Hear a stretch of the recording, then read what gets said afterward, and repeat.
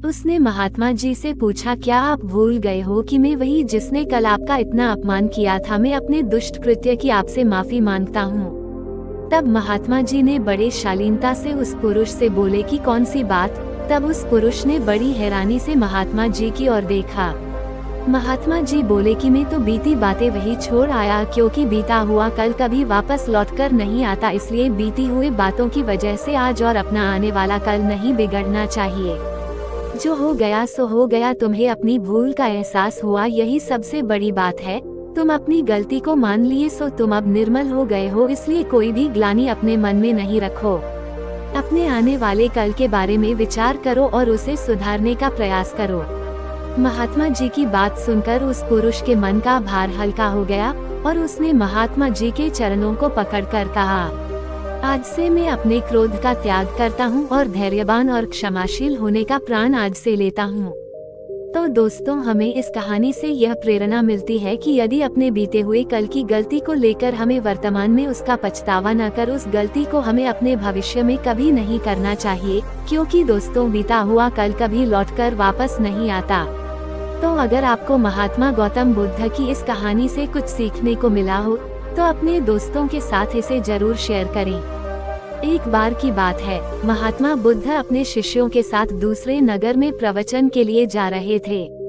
काफी दूर चलने के बाद सभी शिष्य थक गए और वे फिर महात्मा जी से बोले, गुरुजी, यदि आपकी आज्ञा हो तो कुछ देर कहीं रुककर विश्राम कर ले। महात्मा जी बोले, वत्स, कहीं उचित स्थान देखकर हम वही विश्राम करेंगे। फिर कुछ देर चलने के बाद उन्हें एक खेत दिखाई दिया। उस खेत पर एक बुजुर्ग और एक छोटा लड़का खेत जोतने का काम कर रहे थे। महात्मा जी ने उस बुजुर्ग से पूछा, हे मान्यवर, हम कुछ देर यहाँ विश्राम कर सकते हैं?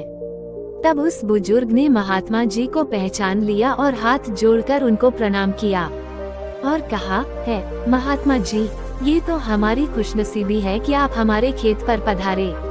आप वहाँ उस पेड़ के नीचे विश्राम करें, मैं आपके जलपान का प्रबंध करता हूँ।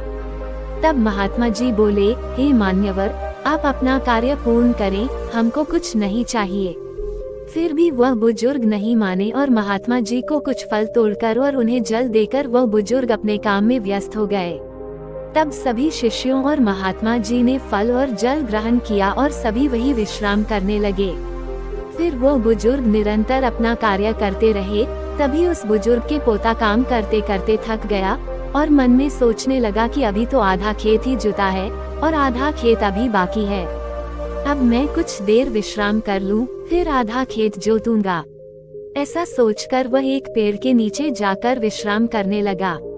पेड़ की ठंडी ठंडी हवा से उस बुजुर्ग के पोते की आंख लग गई, लेकिन वह बुजुर्ग निरंतर अपने कार्य में लगे रहे। फिर जब उस बुजुर्ग का पोता अपनी नींद से जागा, तब तक उस बुजुर्ग ने सारा खेत जोत लिया। वह नजारा महात्मा जी और उनके शिष्यों ने देखा। तभी महात्मा जी से उनके शिष्य बोले, हे गुरुजी, इन बुजुर्ग की उम्र इतनी अधिक होने के बावजूद भी बिना विश्राम किए ही उन्होंने सारा खेत जोत लिया, और दूसरी ओर तुम्हारे पोते की उम्र उनसे छोटी होने के बावजूद भी आधा खेत जोतकर विश्राम करने चला गया। ऐसा जोश सराहनीय है। उन बुजुर्ग में ऐसा जोश देखते ही बन रहा है, और वही उनका पोता आलस्य में आकर विश्राम करने चला गया। तभी महात्मा जी बोले, हे वत्स, तुम्हारा कहना उचित है, पर ऐसा इसलिए हुआ क्योंकि उस बुजुर्ग का ध्यान केवल खेत जोतने पर था, न कि शरीर की थकावट पर। वही दूसरी ओर उस बालक का ध्यान खेत की जुताई पर न होकर शरीर की थकावट पर था।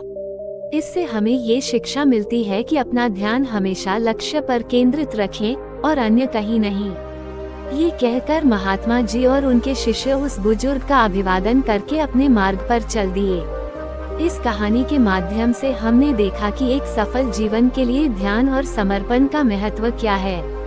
ये हमें याद दिलाता है कि अपने लक्ष्य को प्राप्त करने के लिए हमें समय समय पर विश्राम करना जरूरी है, लेकिन इसका मतलब यह नहीं है कि हमें अपने कामों में आलस्य पूर्वक ढलने की इजाजत है।